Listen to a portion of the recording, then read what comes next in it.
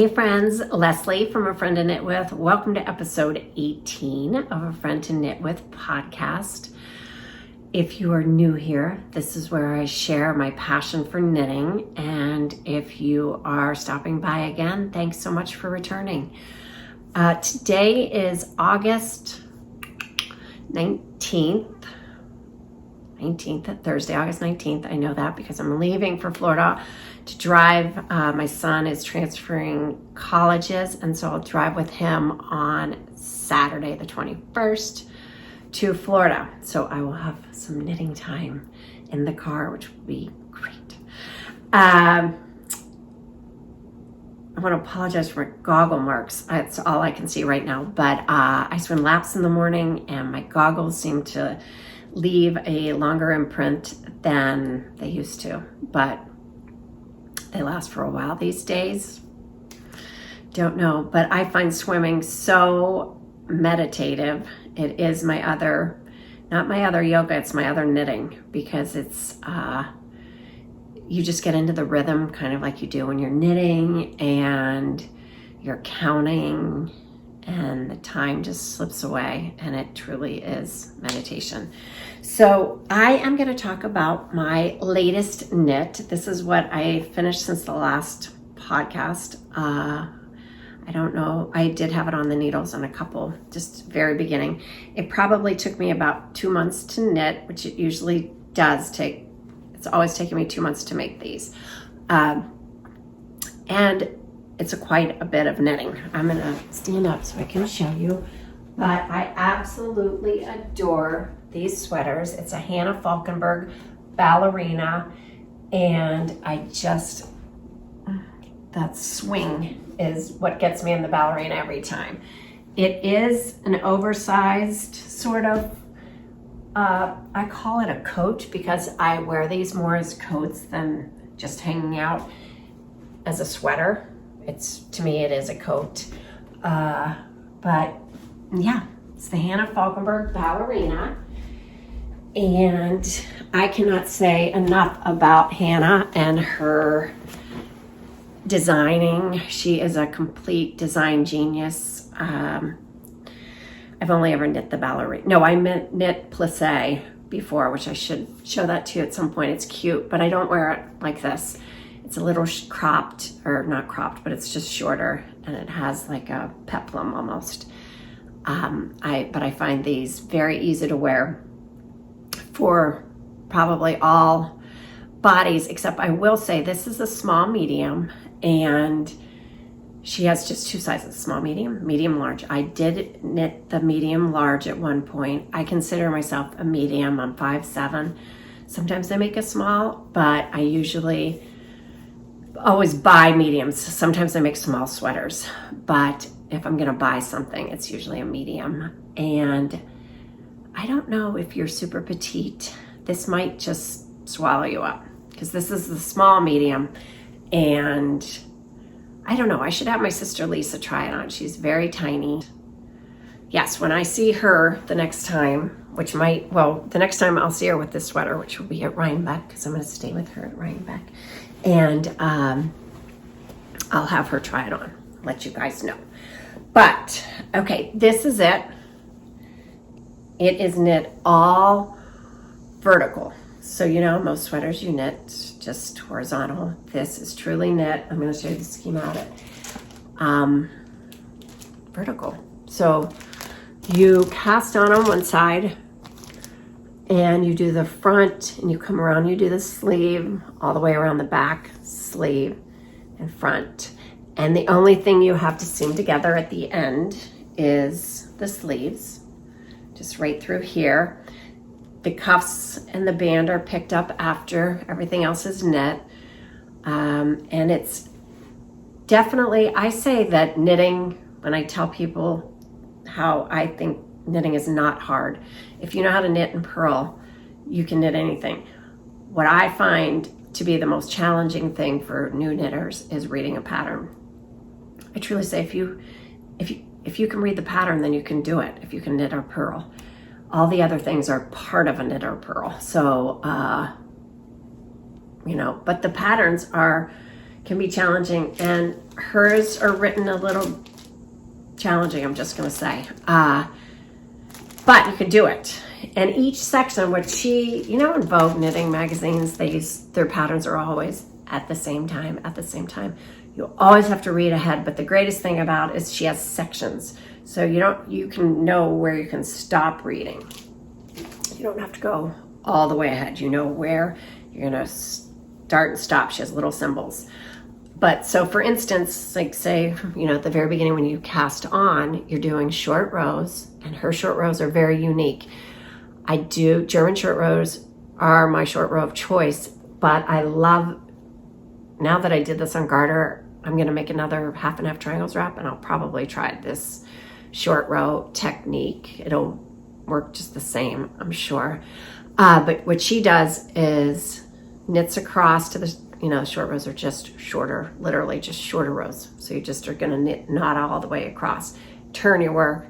She doesn't slip the stitch over to the right hand needle. She just has you start knitting by pulling, just yarn over, just yarning over the needle and start knitting again, back. So for instance, you're doing short rows in this section, you're also increasing, and you're also doing this edge stitch. The edge stitch that I showed you how to do in the half and half triangles wrap. That's a few videos back. It's not a podcast, it's just a little tutorial, but it makes a very nice edge on any garter stitch project you're working on. So what's great is you know you're just working on this section, and then you're moving on to this section, and then to the back, and you know, but at the same time you're always doing two more things besides the short rows and besides knitting. You're doing either an increases or decreases or the edge. But I take a lot of notes. I write a lot of things down. I find I spent so much time with this sweater. I also set goals on my sweaters if I don't feel like I'm finishing it quick enough. So I usually start very leisurely knitting a sweater, and then I set goals at the end. Like, okay, this week I have to knit this much, and that's how I find like finished projects. I just turn on the gas at the very end. So anyhow, that is my Hanne Falkenberg, and I adore it. I don't think I'll probably make another one. I think this might be my last ballerina, but who knows? I actually think this would be fabulous in a solid color. A black one. Because I found too, I am going to be so mindful on color choices. And I know in the darkness of winter, I only want to wear dark clothing, and I do wear some colors in the summertime, not a ton, but I definitely do wear color in the summer. And so if I have a summer knit, I can knit in color in the summer, but I am putting my foot down on the color in the winter for me, because I just don't wear it. I like maroons, dark plums, black, gray, browns, camel, oatmeal, you get it. So I don't know if you guys are like that too, but no, because I know a lot of people can wear color in the winter and it brightens them and brings them up. But to me, I just want to hunker in with the winter and go in those dark colors. So anyhow, I can imagine this in a black. It would be fabulous. Oh, I wanted to tell you too that those are sold as kits, and this was not a kit. I substituted, but so the kit was the 3 grays and a pumpkin color, and I already have a gray and pumpkin one, so I decided to substitute the citron, and I know this is a little color in the winter, but it's just a very little, you saw. And I think it also acts like a little bit of a neutral. You know, I don't think it's anything too bright. It does look bright there though. But look how great that color is. That's pistachio, and then there's shades of gray. But you can choose any color, which is great. On the website, I'll link everything below, by the way. And there's Unling is the website where the kits are sold. And there's a section where you can just choose your colors. And did I mention that this is 100% Shetland wool? I don't think so. So this is 100% Shetland wool. I knit this on a size 3 needle, so it does take quite a while. And I wanted to mention how I block something like this too, something wool. And now I know this would felt, but what I do is I soak it in the water and just, gently move it around. And I take it out, and then I take about 3 towels and my wet sweater, and I head to the shower. Don't turn on the shower. I get in fully clothed, and I roll it in the towels and step on it. And then I repeat with a new towel until I get most of the water that I can get out of it, because I just don't want to wring it. And then I take it to the dryer. I know I don't recommend this for all knits, but it truly will bring out a lot of the moisture. And I do 3-minute increments, no more. And I pull it out and I see how it still feels, and I make sure it's not felting, and I don't leave the room at all. My timer is set. Whoops, that was my son Charlie. He called. And since I film on my phone, whenever a phone call comes in, it just cuts me off. So I hope I can remember where I was, but I think I was talking about blocking. He was talking about his flights coming home for Thanksgiving and Christmas and how expensive they are. So this is a little reminder for everyone to buy their tickets early, so they're not super expensive. Okay, so I think I was talking about putting this in the dryer and how, yes, don't leave the room. I actually, this dryer has a setting where I can just do 3 minutes at a time, but I still won't leave the room. What if it just kept going and I was, busy doing something else? I forgot about it. Anyhow, it pulled out a lot of the moisture, and it's completely dry 24 hours later. So that's how I block. I can't be held responsible for your shrunken knits though. So don't just try it on something you don't really care about, and don't walk away from the dryer. Or everyone cares about their knits. Just, if you try it, just do it in 1-minute increments, and then that should be okay. Okay, so that's my Hanne Falkenberg, and I thought that was the only thing I had finished since I podcasted last, but I did finish Slope. So Slope is just a little high-low sleeveless shell. My friend Kim told me about the pattern, and I loved it and had to buy it, and it has been a totally glorious knit. I absolutely adore it.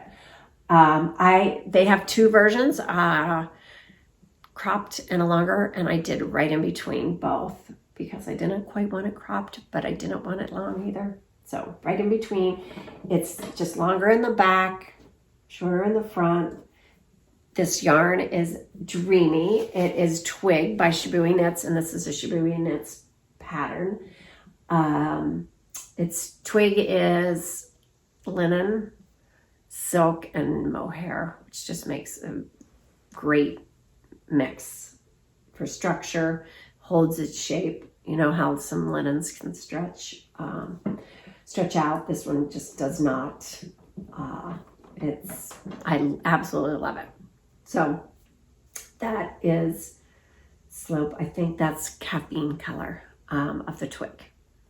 So, and I have one thing on the needles that I cast on for last night, and it is the Pop Life cardigan from Wool and the Gang. I made one in 2017. This is like made in the fall of 2017, and I wear it all the time. So Libby was home this summer. She is a 2nd grade teacher, and she's starting her 2nd year in Denver, Colorado, and she loved this sweater. And I usually wear this in the morning over my pajamas. I throw it on. I wear it over dresses. I wear it with like linen pants. I wear it a lot. And she wanted to borrow it all the time, and then I told her I would make her one. And I would have given her this one, but it's just a little worn by me. So I started hers last night. Same colors. She wants the washed out denim, which is this. Wool in the Gang. And it's 20% upcycled denim and 80% upcycled cotton. And really, it feels great. You would think that would be kind of stiff, but it's not, and it washes beautifully. I'm gonna try it on for you. And I'm gonna make myself another one, and I'm gonna use the dirty denim. I really like those colors too. But I don't know if this is gonna be as versatile as that one. I wear this one black, and I wear it with blues, and yes, I think that the dirty, well, that's dirty denim, but the washed out denim maybe blends a little bit with your other colors. It is knit. I'll show it to you on. It is knit all in. Oh, and I have it in. I'm ready for my road trip. I put it in my Stephen and Penelope bag from when I went to Amsterdam and had a magical time with my sister and son. My sister works for Delta Airlines, and yes, we went. If anyone, we went on our passes, my son and I. But my sister and I had a magical time here. My son Andrew rented a bike, and we all rented bikes, but he didn't come in the store. We spent a long time, and he was biking all around. But yes, we had a great time. Okay, so this is the Pop Life cardigan, and it's just an easy to wear sweater, long slouchy sleeves. I did mine a little shorter in the back, which I'll do for Libby. I might make it not shorter in the back for my new one, but Libby's will be this way. And you knit them in one piece and then seam it in the back. So, one side and one side. And then seam it in the back and do 2 sleeves, attach those, and then pick up and do the ribbing. It's done on size 11 needles, so it'll be a fast knit, and it's easy to wear. I love it. So I highly recommend these patterns also for beginners, as I talked about that you can knit anything, but you really can. But this is the Pop Life cardigan, and it is easy. It's designated as an easy pattern, and it is very easy. Now, I did look on Ravelry this morning. The model is wearing one that has slits up the side. I don't know if maybe they made an updated version of the pattern to give you that choice. My pattern did not have that choice, and I probably won't put it in there anyhow. But yeah, so you maybe have a choice of doing the slits up the side, but I kind of just like it like this. So I'll just do both of them like this again. And just so you know, it's not all rainbows and unicorns around here. I'm going to show you a couple of fails. So my last podcast, I was very excited to tell you about the Thea that I was going to cast on for. I was waiting for my linen quill yarn, which this is the worsted weight linen quill, which I absolutely love, but I chose the wrong yarn for the project. So I did my swatch, and I did it flat, although it's knit circular, just because, first of all, I know there are so many great knitters that are just always doing their swatches. I am not that girl. Especially if my yarn is the suggested yarn for the pattern, I will never do a swatch. And if I'm going to substitute it and the gauge says the same thing on the label that my pattern says, I usually don't do it. I will do a swatch if the yarn gauge is a little different than the pattern gauge, and then I will see what my gauge is. In this case, I thought my gauge was right, but I did do a flat gauge and not in the round gauge, and this is knit in the round. It is just too big it is too dense. The yarn choice was too dense. Thea is just a little tank, and I thought it would make a great layering piece. I am going to do it again. I bought Dapple from my local yarn shop, which I don't have right here, but Dapple is cotton and wool, and it's a Brooklyn tweed yarn, and I bought it natural, and I'm gonna work very hard on getting the right gauge for that, and hopefully I will. I'm gonna share this trick to get to do a swatch gauge and get a gauge that my mom used to use. I've never tried this one, but I'm gonna give you the formula, and maybe you wanna try it too. I know in the past what I do is just get the inch, stitches per inch, and then I find the measurement that I wanna make, and then I just multiply that, and then I usually go towards the closest size of that. And that usually works, but I'm gonna try this other, maybe I'll do both, but I'm gonna definitely try this other way, which I'll tell you about in a minute, because I also have to do it on my Petite Knits Sunday tee. Another fail. I think I might have showed this before, but Inga from Knitting Traditions was wearing this on her last podcast, and I decided, oh my goodness, I've got to get that out and finish that. So after I finish the Pop Life cardigan, I'm going to get on these two projects because I adore this. It's just a, do I have the pattern? It is just a little tee with a little bit of detail up near the top. And I love it. I think it's easy to wear, and I've wanted a camel sweater so badly. So this is another Pearl Soho camel yarn, and it is dreamy. It feels amazing. So those were two fails that are coming off of the needles very soon. And oh, let me show you, read to you. So my mom gave me this book in 1993, and she swore by this book. I reference things out of here all the time. Vogue Knitting has done an updated version, which I also have that one, but for some reason I like this old one. And my mom wrote to Leslie, Merry Christmas 1993. I love you, Mom. May you have many, many happy years of knitting. And thank you, Mom. I have, and all because of you. All right, so she had this little newspaper clipping in there of Knit Wise. Get it? It's like tips, Knit Wise. Knit Wise. So this, let's see, Sophie Stapleton. Does anyone know Sophie Stapleton from Fort Collins, Colorado? She wrote this. I don't know what year. It seems like a long time ago. This is the math trick I've used for years when my gauge doesn't match the pattern's gauge and I have to transpose all the numbers. I divide the pattern's gauge into my gauge, then I take the quotient and multiply it by the numbers given in the pattern. For example, I know that sounds very confusing, but I don't think it is. For example, my gauge is 5 stitches to the inch and the pattern's gauge is 6 stitches to the inch. The formula would be 5 divided by 6, which equals 0.83. The pattern says to cast on 77 stitches, so I take 77 times 0.83 equals 64, and I would cast on 64 stitches instead of 77.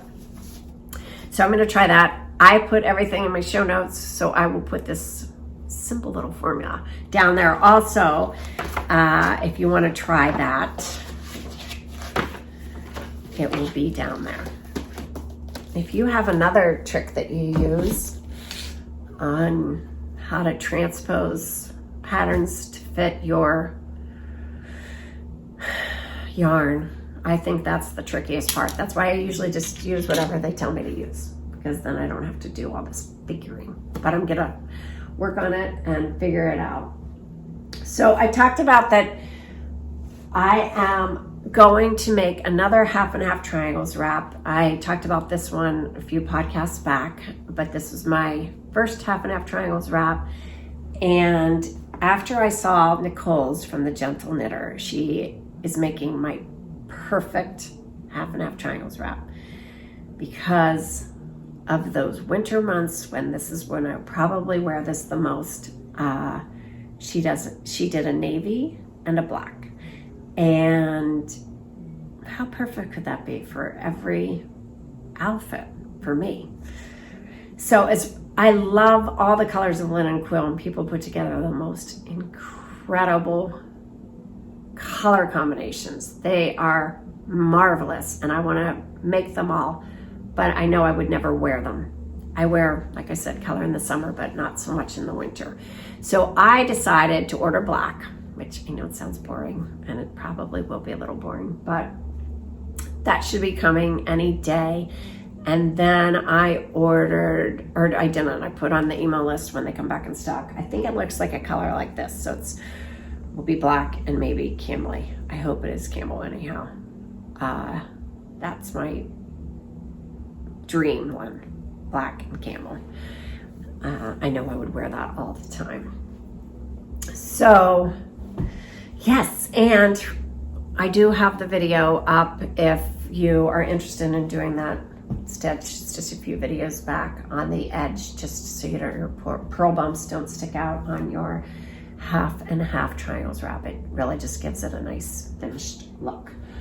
Okay, I want to tell you about two more things. I thought just one, but I see this, and this is my little reminder for everyone to get on your scrubby game. All right, so one ball of scrubby yarn. I think Red Heart makes it and Hobby Lobby makes it. So this is the Red Heart, but I use the Hobby Lobby also, and it will make 13 scrubbies. And if you remember last year, I was on a scrubby. I was completely obsessed with scrubbies. I find them just instant gratification. And the thing is, my friends, I gave them to my friends last year for Christmas, and I've had so many people ask for more. So I'm making more. And I will tell you, when I make most of them, well, this whole bag was made there in the car. And you're gonna think I'm a little cuckoo for Cocoa Puffs, but I keep that in my car. And when I get in my car, if I have ways to go or I know I'm gonna hit some stoplights, buckle myself in and I get my yarn and I put it on my lap. And that way, when I come to a stop sign, instead of reaching for my phone, I just sit there and knit a few rows, and then I drop it as soon as the light turns green, and I'm on my way. So I made all of these by doing that. Look at what you can accomplish by just sitting at stoplights. So yeah, it does beat texting, because I think when you text at a light, you just become completely unaware of, the time. I do anyhow. So I try not to text at stoplights in my car at all. All right, so the new issue of Vogue Knitting came, and I love the cover. Isn't it a cool cover? I think it's so updated and modern. And I just like to have a magazine in my hand, and the articles are great in Vogue Knitting, and they share new products, some new techniques. I loved this Fair Isle washi tape. What else? Colors, look at what they say. Gray and yellow for the win. Hello, Hanne Falkenberg Ballerina. But,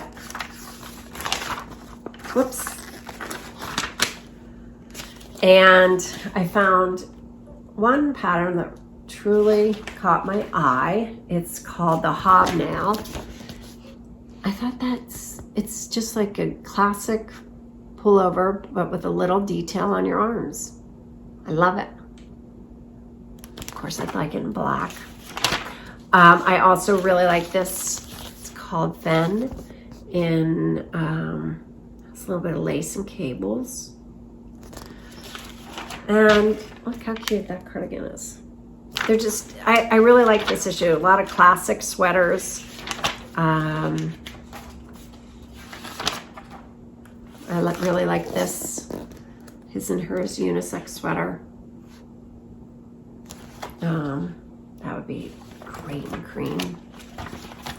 So anyhow, I really love my Vogue knitting magazines, and this one really made me happy. So I hope you have something on your needles that is making you happy and that you love. And if you don't, remember, there are so many great things to knit. So find a project you love. And I so appreciate you stopping by. And remember, you always have a friend to knit with. Until next time, bye.